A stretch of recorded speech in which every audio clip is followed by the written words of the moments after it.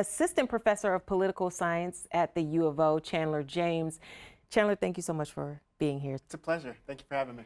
Well, what has been the historical impact of these presidential speeches to joint sessions of Congress, and how have presidents used them in the past? So the State of the Union address, this is not a State of the Union, it's a joint session, but they're similar, is constitutionally mandated. Previously, before Woodrow Wilson, these were given as written reports instead of speeches before Congress. It was only with Woodrow Wilson's presidency did they become affairs in which presidents come before Congress and give a speech. With the rise of big broadcasting, such as radio, TV, and internet and social media, these have become a valuable platform for presidents to engage the wider public. And so this is their probably most important speech of the year. And so this is a great way, probably the primary means, for presidents to set the agenda for what they want to do in the upcoming year, and in State of the Unions, defend the actions that they have taken. Well, in the president's speech, he said his administration is working to fight inflation, bring down cost. We have seen consumer confidence drop. How long will the American people give him? So this is really the dance of politics, right? Because presidents, all politicians, are operating in a world in which they don't have complete authority, complete control. So, and they are also operating in a world in which there's a context of things that happened before them.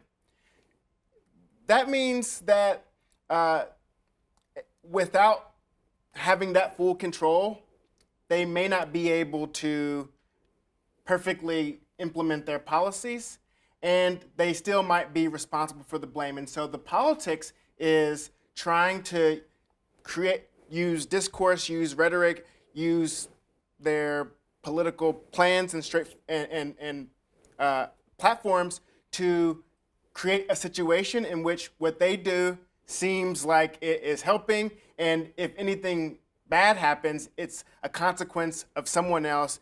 In the case of President Trump, with respect to this, the decreasing consumer sentiment, something that is a product of Biden's administration, a byproduct of Biden's administration. And so politics is really trying to take advantage of or take credit for things that are good and avoid blame when bad things are happening. Well, I want to talk about the president's claim that he has a mandate.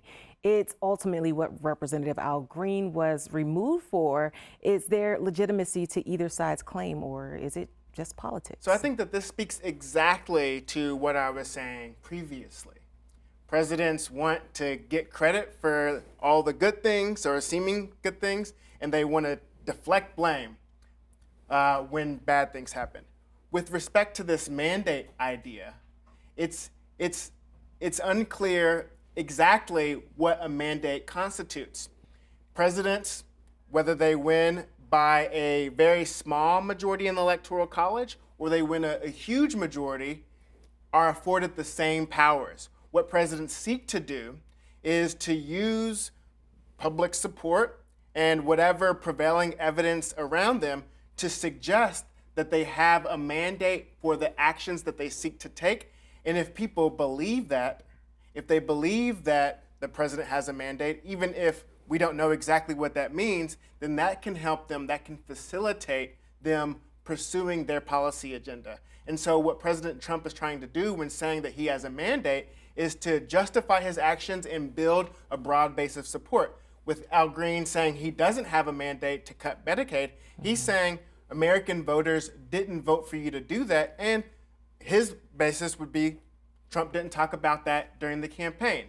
But Trump says that he has a mandate because he won this election and he won the popular vote, and so he's claiming that that constitutes a mandate. But that's what the politics is. That's what the debate is. Who has the right to do what and to what extent? All right. Well, Chandler James, thank you so much for joining us. Thank you for having me.